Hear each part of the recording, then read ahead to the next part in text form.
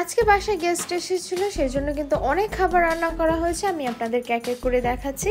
প্রথমেই আছে সাদা পোলাও, এরপরে রোস্ট, এরপরে আছে সিদ্ধ ডিম, এরপরে আছে বেগুন ভাজা, তারপর এখানে আছে সরিষা ইলিশ, এখানে কিছু সালাদ কেটে রাখা আছে, আর এখানে আছে ভাত।